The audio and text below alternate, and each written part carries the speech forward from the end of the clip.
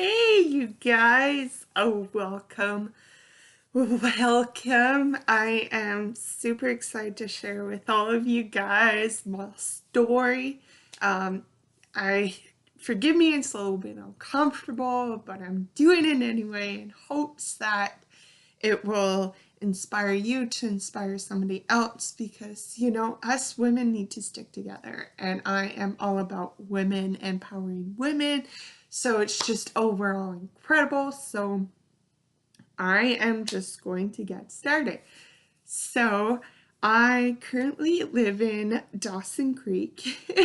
And for those of you that keep asking me, it's not the TV show. That's Dawson Creek City, which at first I thought, I was living where they made the TV show, which I thought was pretty cool, but that's not the case. I have lived here for, oh my gosh, over a year now, and it is incredible how I got to this point. So, oh boy. So, last year, I like to call it my year of lessons because that's exactly what it was. Um, I was in an abusive situation and I just needed to get out of there. And I'm like, oh, I need to get out, but I'm just not sure on how.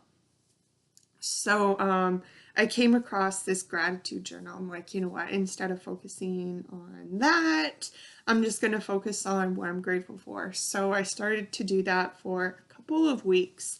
And then come close to the end of January, I received a call from a good friend of mine, and she's like, well, I haven't seen you for a little while. Do you feel like going to dinner or anything like that? I'm like, yeah, totally. Like, I would love to go to dinner with you and catch up. So, that night, I was like, talking to her about a situation that happened, and oh, excuse me. And I was like, oh man, like, it really hurt me. Like, you know, and it takes a lot to hurt me. And she knows that. And she's like, after I was explaining to her the situation, she was like, why don't you move in with me? We'll give it a month's trial. If it works out, you can stay at my place until you find your own place. I was like, oh my God, are you serious? Like, oh, I remember being speechless and then I was in tears because I was in shock. I was like, oh my God, oh my God, thank you. So, a week after we had dinner, I moved into her place and we just had so much fun. Like, oh my God, it was so incredible. Like, we have so much fun together. So, come Valentine's Day, we went out to dinner with a group of friends, and she's like, you know what? We just have so much fun together. I love living with you. So why don't you move in until you find your own place? I'm like, yes, best Valentine's Day gift ever. So I was like, okay. So I permanently got out of that situation and I moved in with her. And it was just overall incredible. So then March comes, the month of lessons being thrown at you. That's how I feel about it because that's exactly what it was. So, um, at my old job, I was technically full time, like I was getting 30 to close to 40 hours. So, I was like, oh, okay, this is gonna work out. I can find my own place that way, blah, blah, blah. And then she hired somebody new, so she took my hours, and so I was getting close to 40 hours to close to 19 hours. I'm like, okay, if that's just like a week or 2 weeks, that's totally okay. But it was close to a month. So it's like, no, I'm looking for my own place, so I do need either another part-time job or I do need a full-time job. So I was looking around and I handed in a resume where I was guaranteed $8,000 a month. And I was like, okay, like that's gonna work out, all that kind of stuff. So I know it's gonna work out. And then come the end of March, my friend comes to me and she's like, just letting you know, the landlord is like wondering when you're gonna move out and all that stuff. And I was like, oh, like I'm still looking for my own place. I'm not 100% sure, you know. So I was like, oh my gosh. So I was just trying to keep, you know, calm and all that. And then I remember a few days after that conversation, I find a letter from the landlord stating that I have to be out of there the beginning of May, so the 1st of May. I was like, oh my gosh, you know, I remember feeling like my whole body clenching up because I had no idea on how that was going to happen, right? I was getting like 20 to 18 hours a week. I'm like, oh, but I was like, you know what? I'll figure it out. So I went back to that job that I handed resume asking when they would be hiring people. And they're like, oh, yeah, it'll just be a few days, blah, blah, blah. I'm like, okay, this will work out. So coming the beginning of April, I still haven't heard anything. So it's like, you know what? I just need to find another job. So I was handing out resumes online and stuff. And then the very next day, I get a call from a company, and they were like, you know, you have the opportunity to make $30,000 a month. Your room and board is paid for, and you have a way to work every single day. I was like, oh, okay, like this is perfect. But it was in Vancouver, and I was like, the job posting said Fort St. John, which is only like 45 minutes away from here. So great opportunity and all that stuff. So I will think about it. And I knew in my gut, like my intuition was telling me, this isn't the job for you. Like, you know, you will be unhappy, right? And I was like, well, you know, it's $30,000 a month. And you know, so it's just all over. And I was thinking about it for a couple of days. I'm like, you know what? I know that I won't be happy. So I turned down the job offer and I was like, oh my gosh, what did I just do? Like $30,000 a month, your room and board is paid for, and you have a way to work in Vancouver. Like, oh my gosh, what did I just do? So it's like, oh my God. Um, but I was still choosing to remain positive. I know that something was going to work out for me. So I started handing out resumes online again, and I accidentally handed in a resume at the casino. That's a long story. But anyway, so, and then I got a call the very same day. I had an interview the very next day. So, and it went really well in my books. And so they wanted information from me so that they could mail it out and stuff like that. So it's like, okay, perfect. You know, this is perfect, coming close to the end of April, so this is going to work out.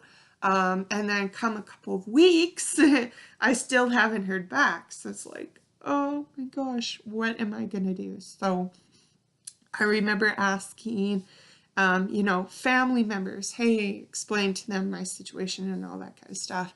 And basically they told me it was impossible for me to live with them. So it's like, I remember reading that message and being in tears because I'm like, oh my gosh, like I am going to be homeless. Like, you know, I won't have a home and all that kind of stuff.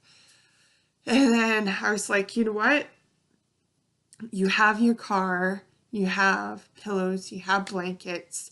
At least you won't be living out on the street. So it's like, okay, I'm just going to do that. So And I was like, okay, just remain calm. There's always a way, right? So come a few days after that, it was so getting close to the end of the month. It was a week. I swear to God, it was a week.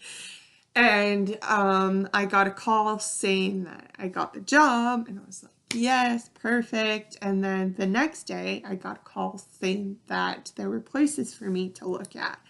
So I went to go and look at places, and I found one, and it really worked out. um, but I call it the year of lessons because I've never been in that kind of situation. Like, I was never, ever in my entire life close to being homeless that I was last year. And it was scary. It was terrifying for me because I had no idea what was going to happen, right? I thought I was going to be sleeping in my car. And I didn't necessarily want to do that, but, at least it was better than sleeping on the streets. So it's like, okay. And to me, like, I just want to be 100% clear with you guys. Like, to me, um, the universe likes to send you tests. They're like, oh, so you say this is what you want, but are you actually going to work towards it? We're going to throw you in all these kinds of stuff to see if you're going to work towards it. And every time I was like, yes, this is something that I want. This is something I want for myself, right? I'm not going to compromise on that. And passing up, oh my gosh, you guys, like passing up an opportunity for $30,000 a month. I was like, oh my gosh, I'm crazy.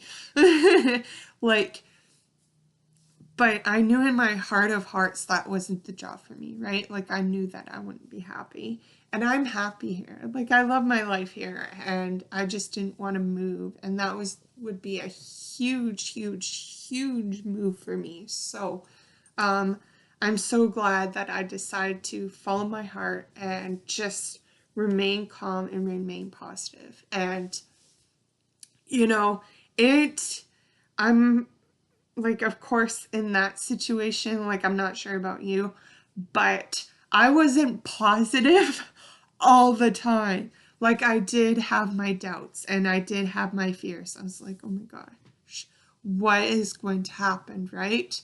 But I made sure that after I felt those feelings of scarcity, after I felt those feelings of fear, that I would let it go and that I would put myself into things that would make me feel better. Rather it be watching my favorite show, or rather it be like going to the gym and working out, because I would be focusing on other things than focusing on what's going on right now. So I just want to tell you guys about that because, in life, nothing is ever going to be perfect. We are going to be thrown like crazy lessons, but are you going to choose to let it help you move forward, or are you going to choose to let it hold you back?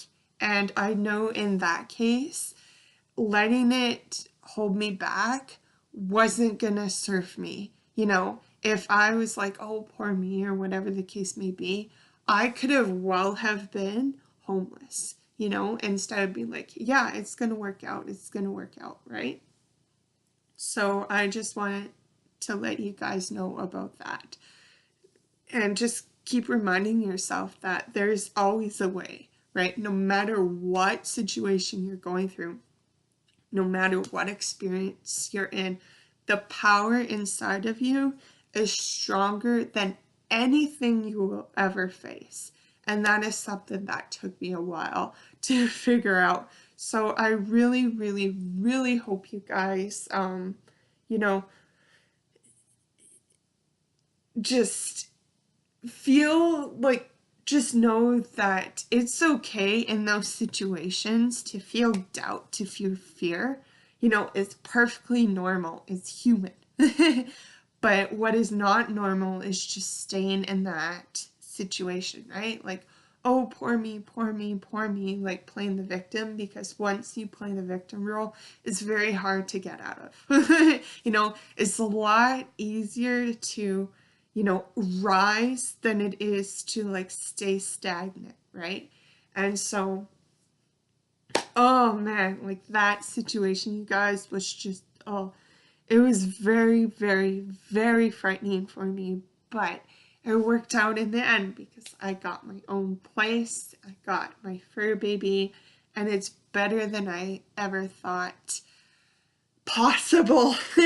So I just wanted to share with all of you guys that, and just know that, whatever you're going through, you're not alone. You always have somebody for you, with you. You just got to reach out, which is totally okay. And I know that reaching out is scary, but what's even more scarier is just staying in that situation and just staying at the same level you're at. So I really hope this helps you guys, and just know, I will say it again, just know that you are loved, just know that you are respected, just know that you have a place in this beautiful, amazing planet that we call Earth, right? Like, oh, it's just, it's incredible. So I really hope that you guys got something from this. Rather, it's like, just be like, oh, this crazy lady made me laugh, or,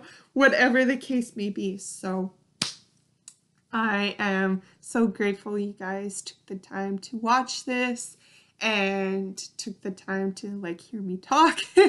I know that I can ramble on about this for days. I love life lessons. I love when the universe brings me tests, even though at times I don't feel like that. But yeah, I hope you guys have an amazing day, and just know that you are loved and that you are supported. So hope you have an amazing day and an amazing 2019. So I will talk to you later. Bye.